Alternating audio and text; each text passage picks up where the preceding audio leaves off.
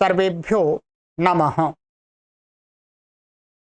देववाणी संस्कृतं यूट्यूब चलदृश्यं प्रति भवतां भवतीनां च हार्दं स्वागतम्। मित्रों, नामिका कक्षा संख्या द्वितीय 2 को आज पढ़ें। इसकी एक कक्षा हमारी हो गई है। ये मैंने भूमिका की हमने कक्षा बना दी है, उसमें सारी बातें बता दी हैं और इस पुस्तक को आधार बना करके ये सीरीज चलाई जाएगी, ये भी बता दिया था। इसमें शब्द रूपों की सिद्धि मुख्य रूप से होंगी। मुख्य रूप से क्या, वही होगा, ठीक है, जो आपने अष्टाध्यायी भाष्य प्रथमावृत्ति में शब्द रूपों की सिद्धि के जो सूत्र बिखरे हुए क्रम में पढ़े हैं, उन्हीं को यहाँ पर यथावत क्रम में आपको अभ्यास करना है, ठीक है। इसके अलावा जो भी शब्द रूप सिद्धि का लाभ लेना चाहते हैं, उन सभी पाठकों के लिए ये सीरीज अत्यंत उपयोगी लाभदायक सिद्ध होगी, ठीक है। ये पुस्तक आपको चाहिए तो वीडियो के डिस्क्रिप्शन में हमने लिंक डाल दिया है, वहां से आप क्लिक करके ऑर्डर करके मंगा सकते हैं। बाकी मैं इस पुस्तक की पीडीएफ से नहीं पढ़ाऊंगा, मैं इसको अलग प्रकार से इसके अंदर जो मूल विषय वस्तु है उसके माध्यम से पढ़ाऊंगा, परंतु इस पुस्तक का सहारा लिया जाएगा इसमें, ठीक है। चलिएगा आरंभ करते हैं आज।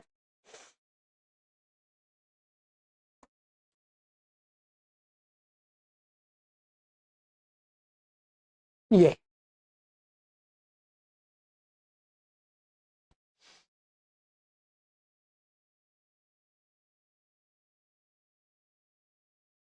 इस पुस्तक में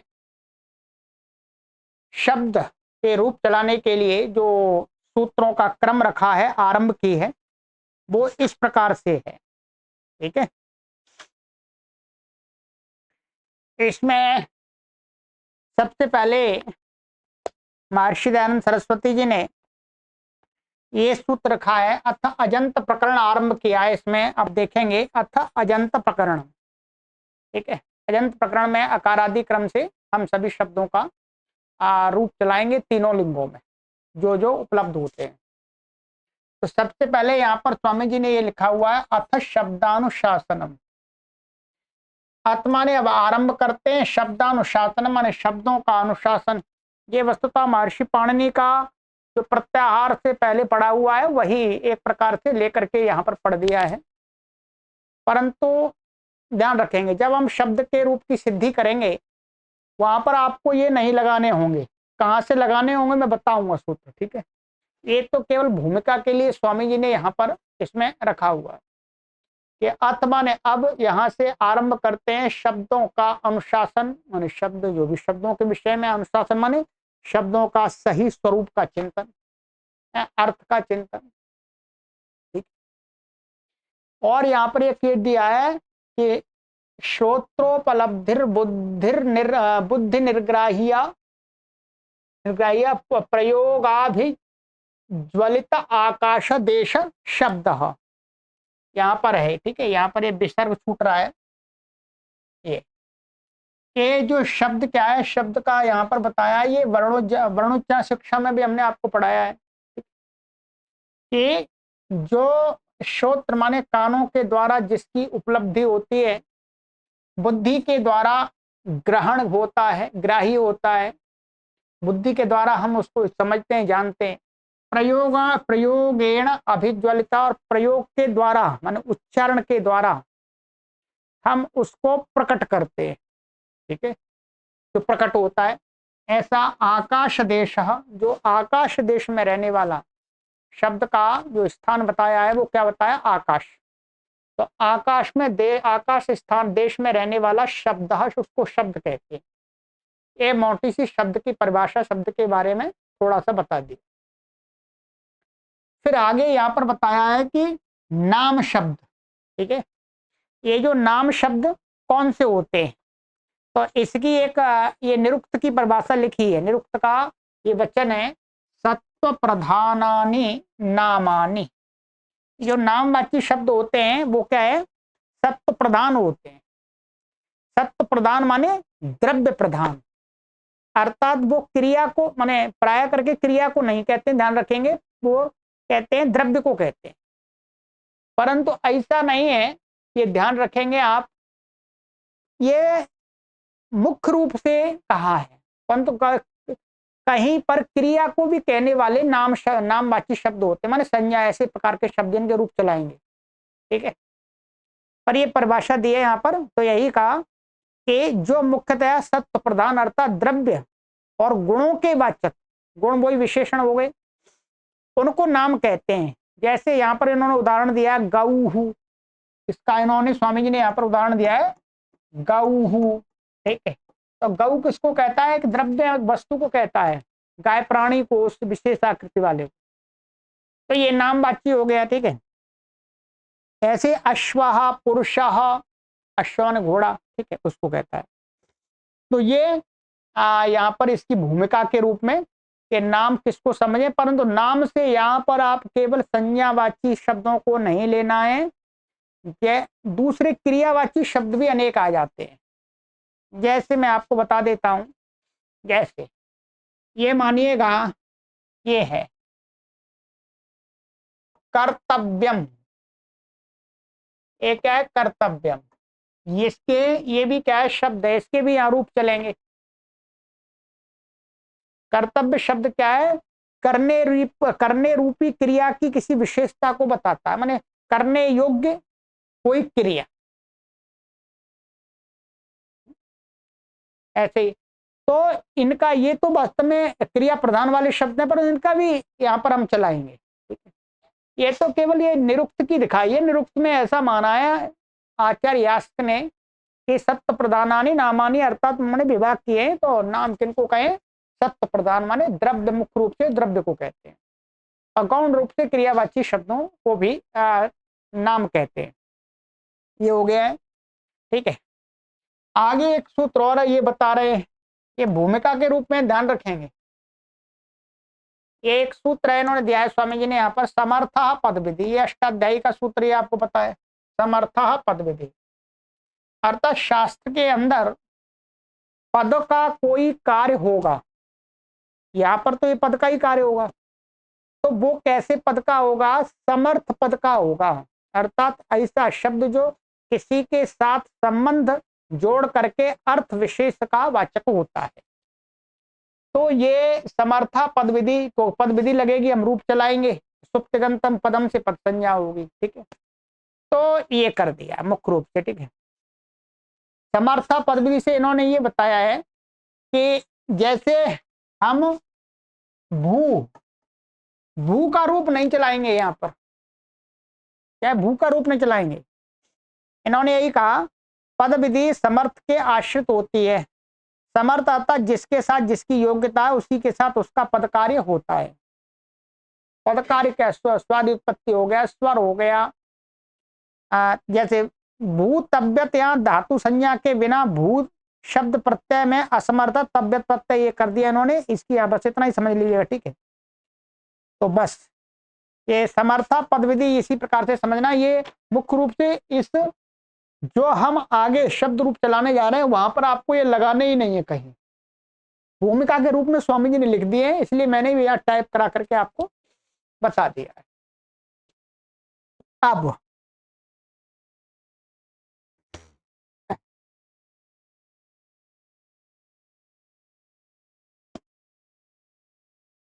अब हम चलेंगे कि हम शब्दों को लेकर के उनके रूप चलाएं। ठीक है, शब्दों को लेकर के हमें जब रूप चलाने होते हैं तो उसकी प्रक्रिया क्या होती है, अब आरंभ होगा। तो यहां पर इन्होंने एक शब्द लिया है। ठीक है, शब्द की कभी भी आप सिद्धि करेंगे, है आप लिखेंगे कहीं परीक्षा आदि में आता है कभी, तो क्या करेंगे, इस साइड में तो ये शब्द लिखते जाएंगे और आगे जो जो क्रम में सूत्र लगते जाते हैं उसके अकॉर्डिंग सूत्र लिखते जाएंगे। तो मैं भी यहाँ पर आपको शब्द लिखता रहूंगा, जिसका भी शब्द का हमें रूप चलाना है। और आगे आपको ये सूत्र टाइप किए हुए इनको मैं समझाऊंगा, ठीक है। चलिएगा, तो सबसे पहले अजंत शब्द लिए हमने, और अजंतों में जो प्रत्याहार हैं, ध्यान रखेंगे, प्रत्याहार के अनुसार जो अष्टाध्यायी में प्रत्याहार पढ़ाया हमने आपको, आई ऊण रेल ए ओंग आई औ, उसके अकॉर्डिंग क्रम से हम शब्दों के रूप चलाएंगे, ठीक है। तो सबसे पहले ये अकारादि क्रम से ह्रस्व अकार अंत वाला और पुल्लिंग, पुल्लिंग स्त्री नपुंसक निधिरुम चलाएंगे। तो पुल्लिंग ले रहे हैं और सबसे पहले ह्रस्व अकारांत शब्द ले रहे हैं। अनेक शब्द हो सकते हैं, ठीक है, और एक शब्द इन्होंने जो लिया है उसी को ले लेते हैं कि पुरुष शब्द क्या है, ये ले लिया। क्या ले लिया? पुरुष, ध्यान रखेंगे। अब पुरुष शब्द के रूप चलाने हैं, पुरुषौ पुरुषाः, पुरुषौ पुरुषः, पुरुषौ पुरुषाः, पुरुषम पुरुषौ पुरुषान्, पुरुषेण पुरुषाभ्याम, पुरुषैः पुरुषाय पुरुषाभ्याम, पुरुषेभ्यः पुरुषात् पुरुषाभ्याम, पुरुषेभ्यः पुरुषस्य पुरुषयोः, पुरुषाणां पुरुषे पुरुषयोः, पुरुषेषु हे पुरुष, हे पुरुषौ, हे पुरुषा। इन सबके संबोधन सहित सभी व्यक्तियों में हमें रूप बनाने। इस पुरुष शब्द के 24 रूप बनते हैं। कितने? 24 रूप बनाने। कभी भी हमें जब ये हम रूप बनाएंगे तो उससे पहले क्या चाहिए? शब्द किस विशेषता वाला चाहिए, उनसे ही हम स्वादि उत्पत्ति करते हैं, ठीक। तो इन्होंने यहां पर 2 सूत्र बताए। स्वामी जी ने ये अष्टाध्यायी के सूत्र है, पहला सूत्र और ये दूसरा सूत्र, ये तीसरा क्रम में तीसरा आ गया, चौथा आ गया, कि हमें किसी के भी रूप चलाने हैं, जो शब्द रूप चलाने होते हैं, तो सबसे पहले उस शब्द को ये देखना है कि इसकी ये संज्ञा है या नहीं। ध्यान रखिए, कौन सी संज्ञा? प्रातिपदिक संज्ञा, जिसको आपने पढ़ा है प्रथमा वृत्ति में। सबसे पहले हमें शब्द रूप चलाने के लिए किसी शब्द से रूप चलाएंगे तो उसकी हमें क्या करनी पड़ती है? प्रातिपदिक संज्ञा। प्रातिपदिक संज्ञा को करने वाले 2 सूत्र हमने पढ़े थे। एक था अर्थवद धातु र प्रत्यय प्रातिपदिकम, ये प्रथम अध्याय के दूसरे पाद का 45वां सूत्र है। और दूसरा सूत्र था कृतद्धित समासास्त्र। इस सूत्र का क्या अर्थ था? इस सूत्र का अर्थ था अर्थवद। अर्थवद का अर्थ है कोई भी अर्थवान, अर्थवान माने जिसका कोई अर्थ है, ऐसा शब्द क्या होता है? प्रातिपदिक संज्ञक होता है। क्या होता है? प्रातिपदिक। परंतु का के अर्थवान यदि अधातु, धातु जो धातु पाठ में पड़ी हुई हैं, भूसत्तायाम एद वृद्धौ आदि, उनके भी अर्थ हैं। तो कहा धातु यदि अर्थ वाली होगी तो उसकी प्रातिपदिक संज्ञा नहीं होगी, या मना कर दिया। अधातु और अप्रत्यय, जो अष्टाध्यायी में या अथवा उणादि आदि में जो प्रत्यय हमने विधान किए हैं, जैसे अच प्रत्यय हो गया, टप अण प्रत्यय हो गया, क प्रत्यय हो गया, अंग प्रत्यय हो, ये सभी प्रत्यय, सन प्रत्यय, ये क्या है? अर्थवान है। इनका भी अर्थ किसी विशेष अर्थ में आते हैं। तो कहते हैं उस प्रत्यय जो अर्थवान प्रत्यय अकेले की भी प्रातिपदिक संज्ञा नहीं होगी। अर्थात अर्थवान धातु और अर्थवान प्रत्यय को छोड़ करके जो अन्य शब्द स्वरूप अर्थवान हैं, उसकी क्या होती है? प्रातिपदिक संज्ञा, ठीक है। क्या? प्रातिपदिक संज्ञा। एक तो ये सूत्र हो गया। दूसरा सूत्र है कि कृत तद्धित समासाश्च, ये इसी के आगे का है 1 2 46। ठीक है, इसमें इसमें क्या है, ये कृत, ये कृत क्या है, प्रत्यय, आप जानते हैं। तद्धित क्या है, प्रत्यय है। और ये क्या है, समास। ठीक है जी, कृत तद्धित और समास। कृत प्रत्यय आपको हमने पढ़ाया अष्टाध्यायी में, ये तृतीय अध्याय में है, धातुओं से लेकर के जो भी प्रत्यय कहे। तद्धित प्रत्यय का पढ़ाया आपको हमने अष्टाध्यायी के चौथे और 5वें अध्याय में। समास आप जानते हैं, समस्त पद। ठीक है, तो कहते हैं कोई कृत प्रत्यांत शब्द है, उसकी भी प्रातिपदिक संज्ञा हो जाए। ऊपर से इसमें प्रातिपदिक आ रहा है। तद्धित प्रत्यांत कोई शब्द है, उसकी भी प्रातिपदिक संज्ञा हो जाती है। और कोई समास है, हमारे समास कर लिया हमने, उसके बीच के जो प्रत्यय आते हैं तो उसका लोग लुक कर दिया, तो समास होने पर जो शब्द बनता है उसकी भी प्रातिपदिक संज्ञा हो जाती है। ये एक सरल सा अर्थ लेना है। यहां पर कृत प्रत्यांत तद्धित प्रत्यांत इसलिए लिए क्योंकि यहां पर मना कर दिया था कि अप्रत्यय, प्रत्यय की नहीं होगी। तो परंतु इन्होंने कहा कि कृत प्रत्यय अंत में जिसकी और तद्धित प्रत्यय अंत में उनकी तो प्रातिपदिक संज्ञा हो जाती है, और समास की भी हो जाती है। ठीक है, बाकी विशेष व्याख्यान इसका हम पढ़ेंगे काशिका में, जब काशिका की कक्षा आरंभ होगी वहां। अभी तो अष्टाध्यायी वाला पढ़ेंगे। तो ये दो सूत्र क्या है, ये सूत्र हम कब लगाते हैं भाई, दोनों ही प्रातिपदिक संज्ञा कर रहा है। यदि हमको ये पता है, यदि हमको ये पता है कि इस शब्द में ये जो प्रत्यय, ये धातु है और ये प्रत्यय, और ये प्रत्यय कृत है, अथवा इस शब्द में ये प्रत्यय, ये तद्धित प्रत्यय, तो हम क्या करते हैं, फिर इस सूत्र से प्रातिपदिक संज्ञा करते हैं। ठीक है, और अथवा समास है तो इसी सूत्र से कर लेते हैं। परंतु हमें पता नहीं है, मोटे रूप से मानिएगा हमें पता नहीं है, हमने ये पुरुष शब्द ले लिया, पुरुष शब्द ले लिया, पुरुष में हमें ये नहीं पता क्या धातु है क्या प्रत्यय, परंतु इसका हमें अर्थ पता है, अर्थ पता है, अर्थात इसका एक अर्थ है। क्या अर्थ है,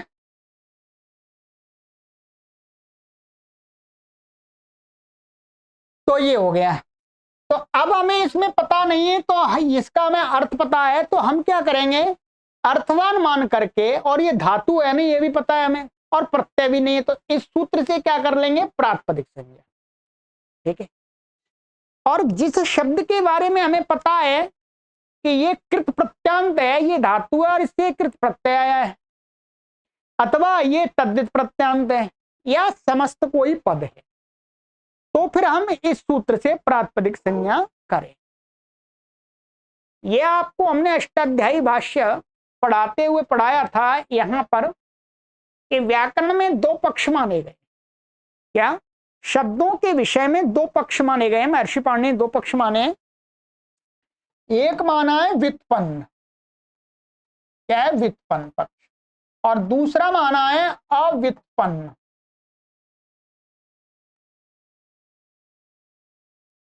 ये दो पक्ष माने।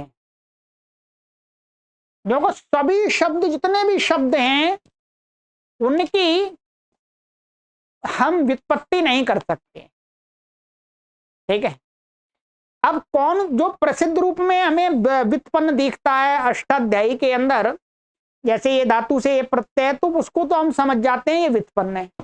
और अष्टाध्यायी के अंदर सभी शब्दों की सिद्धि कर दी है ऐसा तो नहीं है, एक संकेत किया है। ठीक है, तो जहां पर हमें शब्द के अंदर प्रकृति प्रत्यय का स्पष्ट बोध नहीं होता है, वहां पर हम क्या है, ये वाला पक्ष लेकर के उस शब्द में कार्य कर लेते हैं। तो इस सूत्र में जब हम अर्थबद्ध मान करके जब कार्य करेंगे तो ये वाला पक्ष लेकर के करेंगे, अब व्युत्पन्न पक्ष। जब हमें पता है कि ये शब्द कृत प्रत्यांत है या तद्धित प्रत्यांत है या समस्त पद है, तो फिर हम इससे कर लेंगे। सामान्य रूप से आप कहेंगे, इसका भी यदि आप गहराई से व्याकरण पढ़ेंगे तो पुरुष शब्द भी क्या है, उणादि कोश में सिद्ध किया है, उणादि कोश में सिद्ध किया है।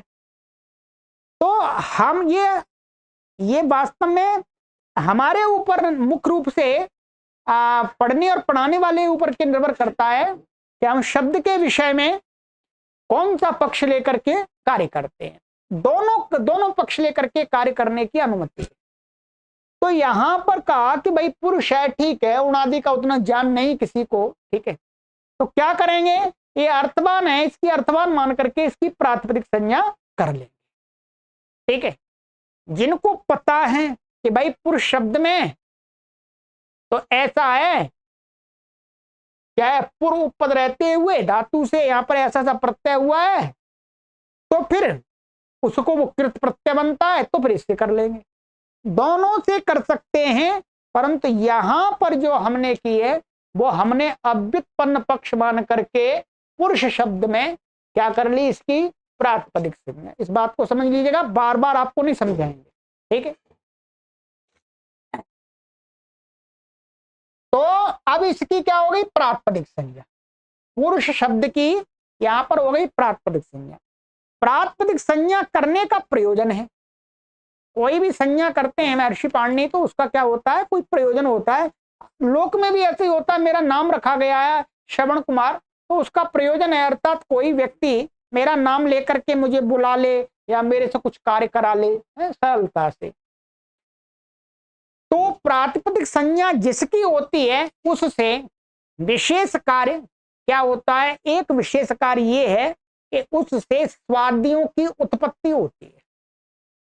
स्वादी अर्थात जो 21 प्रत्यय हैं, अभी बात करेंगे, अष्टाध्यायी में पढ़े 21 प्रत्यय हैं, उन प्रत्ययों को लाते। अब इसकी प्रातिपदिक संज्ञा हो गई। अब प्रातिपदिक संज्ञा होने के बाद कहते हैं अब इसमें हमें क्या लाना है, ज्ञा प्रातिपदिका। ये अधिकार सूत्र है, चौथे अध्याय के प्रथम पाद का पहला सूत्र है, क्या है, ज्ञा प्रातिपदिका। ये क्या कहता है कि गी, ध्यान रखें क्या है ये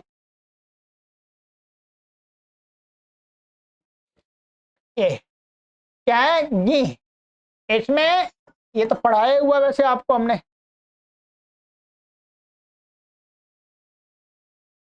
ये यहां पर हम अलग अलग करेंगे तो यहां कर लेते हैं। ये है गी और ये है आप,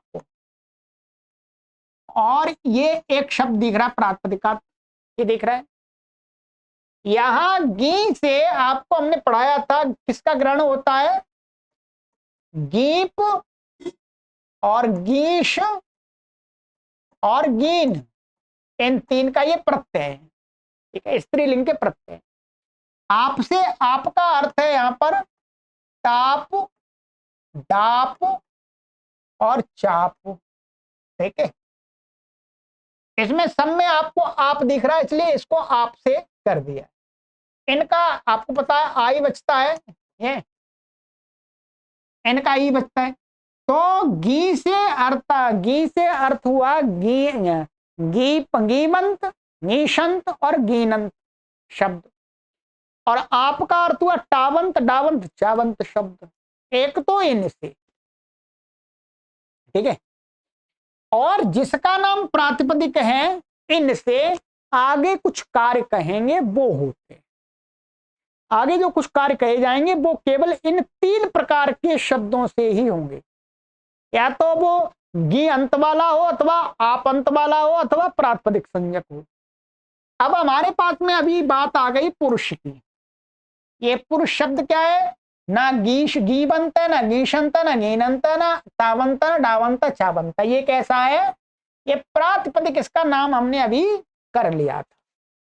क्या कर लिया था, प्रातिपदिक इसका नाम कर लिया, प्रातिपदिक नाम हो गया। अब इसी से आगे वाला सूत्र है हमारा 4 1 2, इनसे स्वौ जसौ जसमौ छष्टाभ्याम भिस्ङेभ्याम भ्यस नसीभ्याम भ्यस नस ओ गसो सांज्ञो सुप। ये सूत्र है। इसमें 21 प्रत्यय हैं। यहां पर लिखूंगा ना 21 प्रत्यय, ये आप आराम से समझ सकते हैं। क्या है? एक प्रत्यय सु औ जस अम औट शस और टा भ्याम भिस गे भ्याम भ्यस नसी भ्याम भ्यस नस ओस आम, ठीक है, आम है ना, संधि से हो गया है, और गी ओस, ये 21 प्रत्यय। अब क्या हुआ? यहां पर 21 प्रत्यय प्राप्त हुए इस सूत्र से। अब ये प्रत्यय हम इसको क्यों बोल रहे हैं, इनको प्रत्यय क्यों बोल रहे हैं? तो कहते हैं इसमें ऊपर से एक अनुवृत्ति आती है, प्रत्यय ना अधिकार आता है। क्या आता? अधिकार आता है। आप लिखते जाइएगा, नोट करते जाइएगा।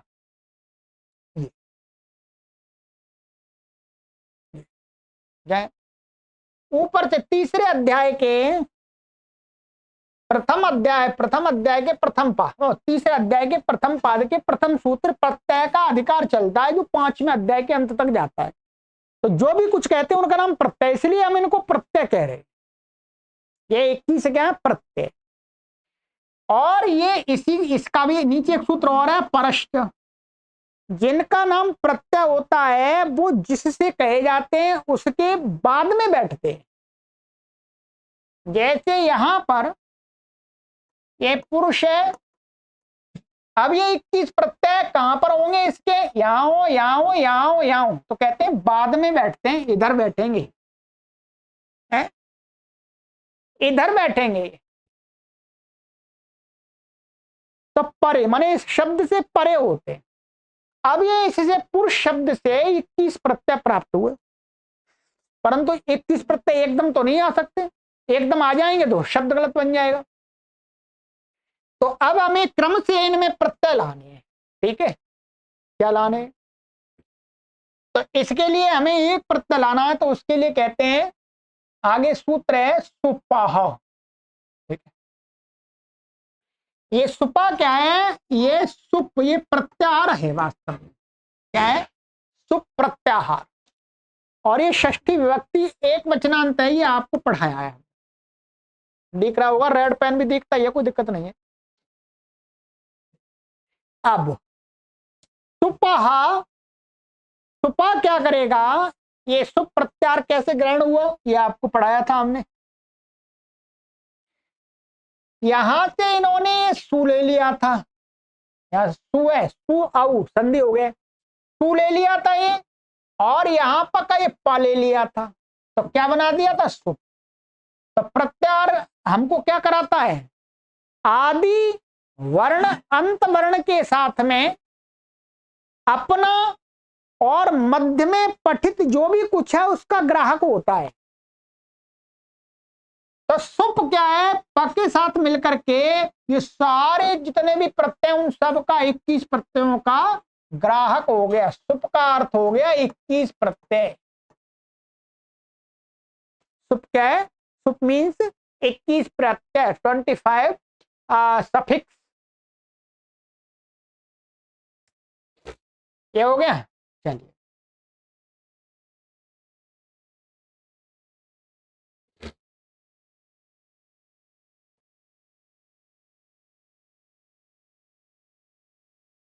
तो अब ये होगा सुपा। ये सुपा क्या करता है? ये कहते हैं कि यहां पर पुरुष, ये हो गया। अब आप ये देखेंगे यहां पर सुपा, सुपा अर्थात जो 21 प्रत्यय ऊपर, उनके तीन तीन वचन, तीन तीन वचन है। अर्थात जैसे मानिएगा, जैसे एक वचनम द्विवचनम बहुवचनम, ये संज्ञा करता है। ये एक वचनम द्विवचनम बहुवचनम संज्ञा करता है प्रत्ययों की। किन प्रत्ययों की? सुप प्रत्ययों की। सुप प्रत्ययों की करता है, क्रमशः करता है, माने 1 2 3, फिर दोबारा वही एक वचनम। तो जैसे सु औ जस, इनकी क्या होगी? क्रमशः। ये हमने रख दिया सु, और ये हो गया औ। ठीक है, औ। और ये होगा जस। ये वो 21 प्रत्यय हैं। तो इसका नाम ये कर देगा एक वचन, इसका कर देगा द्विवचन, इसका कर देगा बहुवचन। ये संज्ञाएं ध्यान रखेंगे। इसी प्रकार से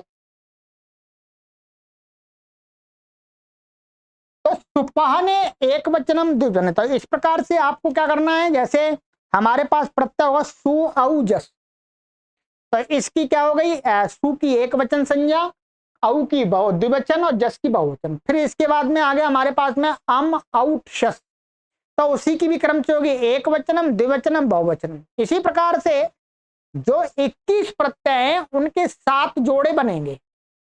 तो 7 जोड़ों की क्रमशः एक वचनम द्विवचनम बहुवचनम, एक वचनम द्विवचनम बहुवचनम, इस प्रकार से संज्ञा करनी होती है। तो ये सूत्र एक वचन द्विवचन बहुवचन संज्ञा करने वाला सूत्र है।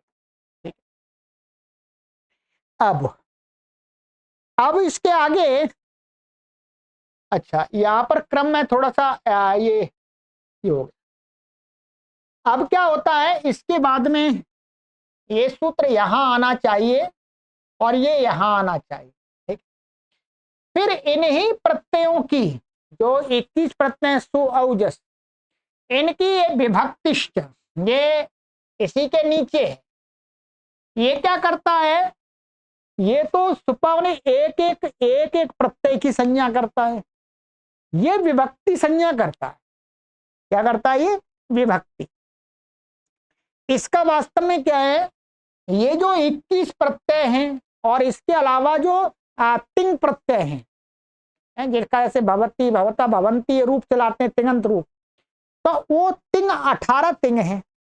तो सुप और तिंग के तीन जोड़ों की तीन जोड़ों का एक एक नाम रखता है। ये क्या रखता है, विभक्ति। मानिएगा जैसे ये था सु और ये औ और ये जस, अब ये तीनों का नाम इसने रख दिया विभक्ति, तीनों को जोड़े का नाम रखा विभक्ति। ऐसे ही फिर अम औट शस, उस तीन के जोड़े का नाम रख दिया विभक्ति। तो तीन के जोड़े बनाते जाएंगे और तीन जोड़े का विभक्ति नाम रखते जाएंगे। ऐसे ही जो तिंग है टिप तस झी, उसका विभक्ति नाम हो गया। तो ये तो यहाँ का प्रकरण नहीं है, यहाँ तो सुप का ही है। तो ये करता है विभक्ति संज्ञा, ध्यान रखें।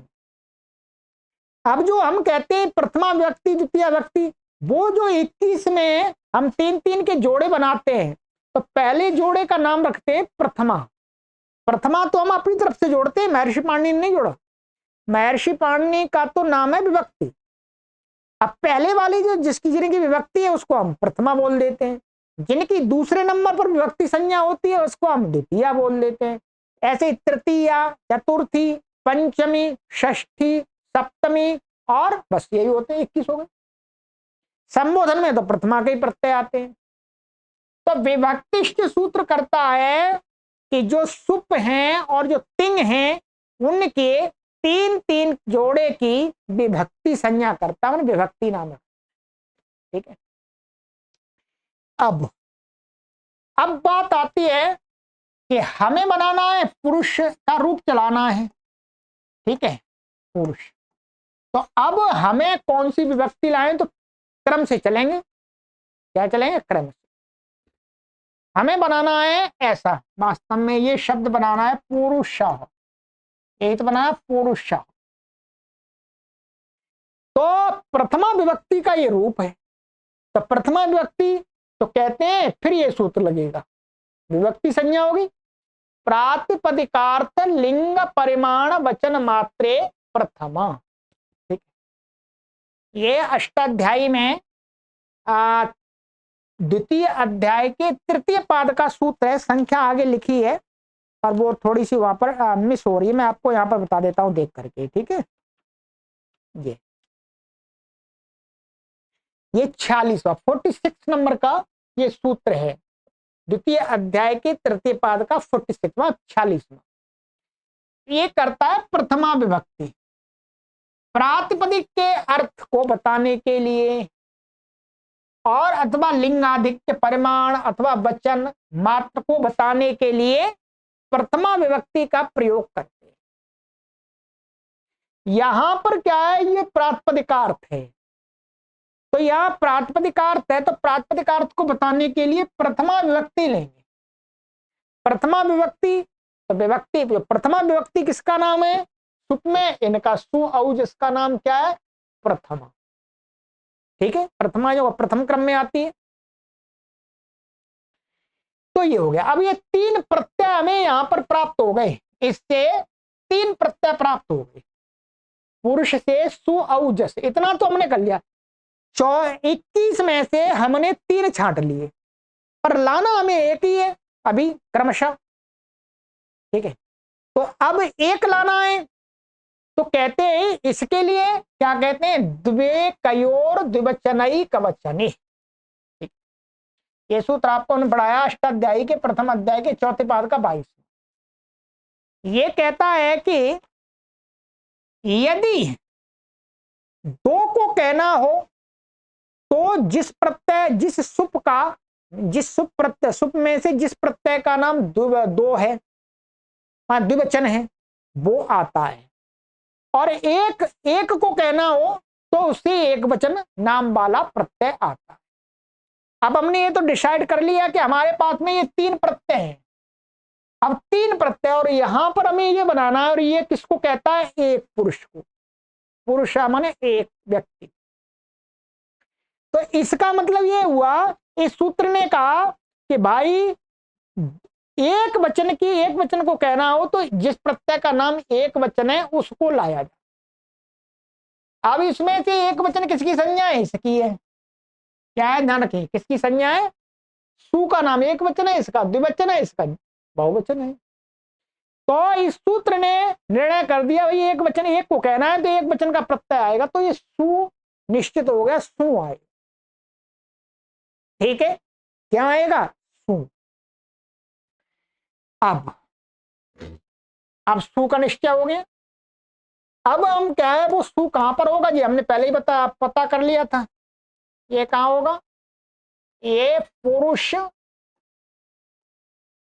और यहां होगा परे, तो ये निश्चय होकर के आया सु। ये वास्तव में ऐसा लिखते हैं पढ़ाते समय, परंतु ये वास्तव में महर्षि पाणिनि जब पढ़ाते थे तब ये हमने कैसा पढ़ाया कि ये कैसा है, सानु ऐसा है, ये इसके ऊपर अनुनासिक लगा हुआ है, ध्यान रखेंगे। ये वास्तव में ऐसा है, ये आपको पढ़ाया भी था हमने। ठीक है, सु माने सु नहीं है, वास्तव में सु है, परंतु अभी सामान्य रूप से पढ़ाते समय हम सु उच्चारण कर देते हैं, कोई परेशानी नहीं है। ये व्यवहार में, ये परंपरा में अभी आ गया। अब ये सु हुआ।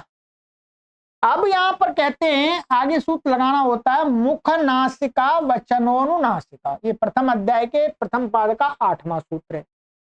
ये कहते हैं कि मुख और नासिका से उच्चरित जो वर्ण होता है उसकी अनुनासिक संज्ञा होती है।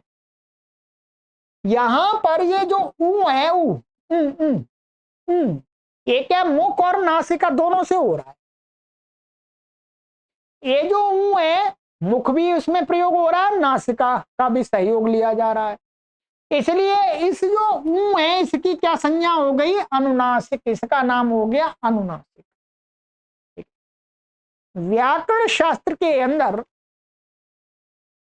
जो अनुनासिक होता है उसकी कहते हैं, आगे सूत्र बना दिया था, उपदेशे जनुनासिक इत। ये प्रथम अध्याय के तृतीय पाद का दूसरा सूत्र है।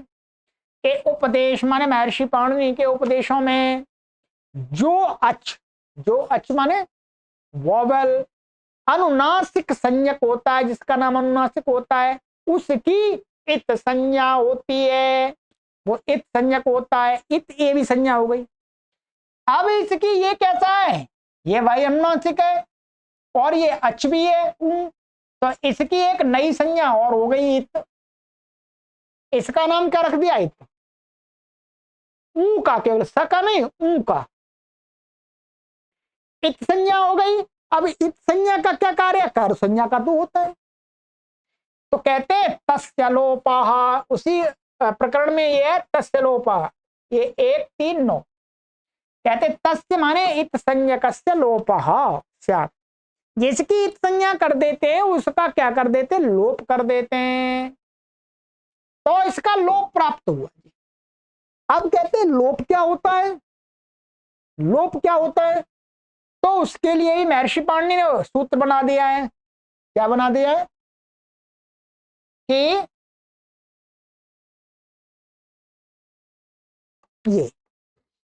ये क्या हो गया हमारे पास, ये स्थिति हो गई ओ रो शा, और ये क्या हो गया था ऐसा लो। अब कहते हैं आदर्शनम लोपः, लोप क्या है व्याकरण में, तो कहते हैं आदर्शन माने उसको मत छुपा दो, दिखेगा नहीं, इसका मतलब यहाँ पर ये ऊ है इसको हटा छुपा दो, ये दिखेगा नहीं, मतलब इसको ऊ हटा दो तो ये ऐसा रहेगा, ऐसा दिखेगा, क्योंकि जो अक्षर है कभी नष्ट नहीं होता, यहाँ पर है वो पर हट दिख नहीं रहा हमको, तो क्या बच गया, इस सा बच गया, ध्यान रखेंगे क्या बच गया, पुरुष स। अब एक सूत्र है हमारे पास में आगे, सुप्तिङन्तम पदम 1-4-14, ये कहता है कि सुप जिसके अंत में हो, तिंग जिसके अंत में हो, उसकी पूरे की क्या हो जाती है, पद संज्ञा, क्या होती है, पद संज्ञा। सुप तिङन्तम पदम, तो ये क्या है, सुप है, सुप प्रत्याहार के प्रत्याहार है, सुप सुप में ही आ गया, ये अंत में इसके, तो इस पूरे की सुबंत हो गया ये, तो इसका नाम हो गया पद। अब इस पूरे को क्या बोलेंगे जी, पदम, एक और नया नाम हो गया पदम, सुप्तिङन्तम पदम।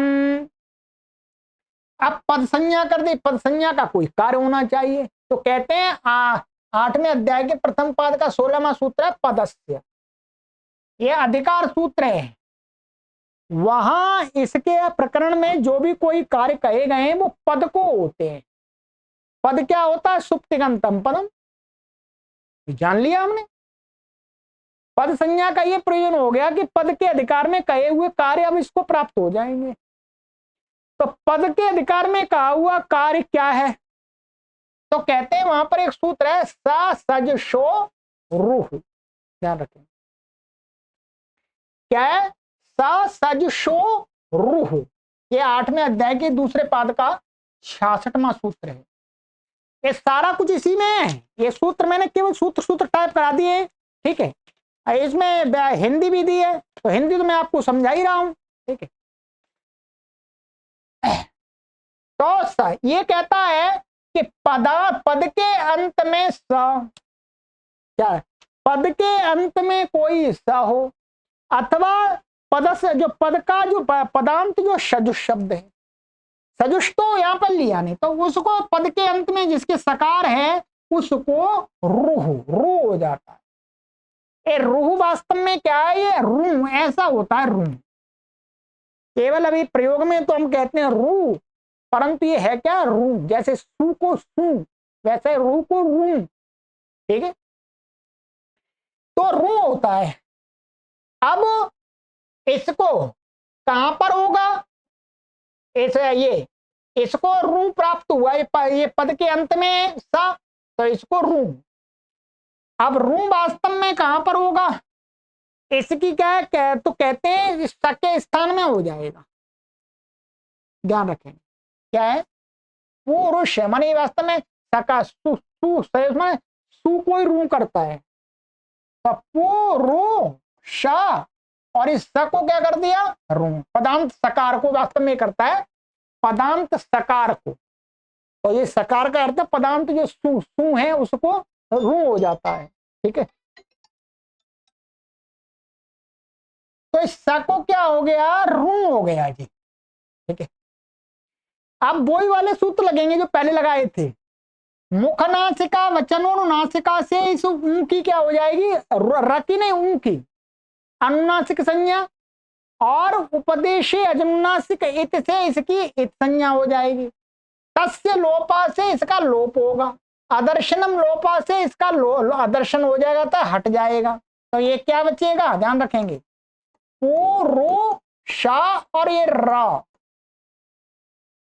ऐसा बच्चा पुरुषर, यहां तक हो गया। अब हमें बनाना तो पुरुष है। अब आगे सूत्र लेते हैं, पुरुषस बन गया, अभी सिद्धि होने वाली है, ध्यान रखेंगे। तो ये पुरुषस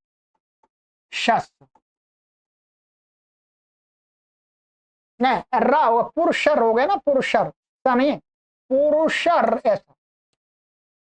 अब यहां कहते हैं विरामोवसानम, ये प्रथम अध्याय के चौथे पाद का 109वां सूत्र है कि विराम की अवसान संज्ञा होती है। विराम का अर्थ हो गया माने आगे अभाव, वर्णों का अभाव। तो यहां पर क्या है, या वर्णों का कोई अभाव है, कुछ है ही नहीं, तो इसकी क्या होगी, अवसान संज्ञा हो गई। वास्तव में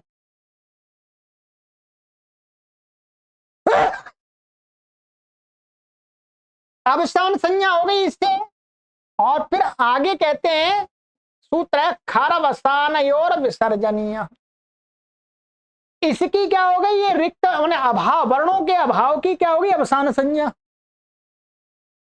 अब ये कहते हैं खर, ये खरवसान और विसर्जनीय 8, 3, 15, ये कहता है खर प्रत्याहार है। खर प्रत्याहार के अंदर जो वर्ण आते हैं, ठीक है, देखेंगे प्रत्याहार में। और अवसान, अवसान के परे रहते माने बाद में अवसान, अवसान क्या है, विराम, अर्थात विराम या विराम कुछ है ही नहीं, वर्णों का अभाव है। और खर माने कोई खर प्रत्याहार का वर्ण परे हो, तो कहते हैं रेफ को, जो र होता है उसको विसर्जनीय हो जाता है। यहां पर क्या है, अवसान है, तो अवसान के रहते हुए यहां ये र है, तो र को क्या हो जाएगा, विसर्जनीय, अर्थात विसर्ग। इसको विसर्जनीय कोई विसर्ग बोलते हैं, तो क्या हो गया, ये विसर्ग क्या बन गया जी, बोलो, पुरुषः, ये पुरुषः बन गया। ठीक है, अब आपको क्या करना है, ध्यान रखेंगे। अब आगे के रूप बनाएंगे हम, पुरुष, पुरुषौ पुरुषाः। तो अब जो आगे के बनाएंगे उनमें भी आपको प्राय करके इनमें से कुछ सूत्र हटेंगे, कुछ और कुछ नए लगेंगे। तो आपको क्या करना है, शब्द रूप की सिद्धि के लिए जो मैंने आपको आज सूत्र पढ़ाए हैं, इनको आपको क्रम से ध्यान कर लेना। ये प्राय करके इसमें से कुछ हट जाएंगे और एक दो नए आएंगे, और बाकी यही सूत्र लगेंगे, पुरुषौ में भी लगेंगे और पुरुषाह में भी लगेंगे। अब बार बार आपको नहीं समझाऊंगा, ध्यान रखेंगे, बार बार आपको ये नहीं समझाए जाएंगे, एक बार समझा दिए, अब तो ऐसे बोल देंगे कि पुरुष आ गया और ये सारे सूत्र लग करके ये आ गया और ऐसा ऐसा हो गया और ये सूत्र लग जाएगा। ठीक है, तो आज की कक्षा में हमने आपको ये पढ़ा दिया पुरुषा। ठीक है, अब अगली कक्षा में आपको हम पुरुषौ पुरुषाः, पुरुषम पुरुषौ पुरुषान अनेक रूपों की सिद्धि करा देंगे। ठीक है, चलिए, सर्वेभ्यो नमः। अपने मित्रों को अवश्य शेयर करते रहिएगा, बहुत महत्वपूर्ण सीरीज है। सर्वेभ्यो नमः।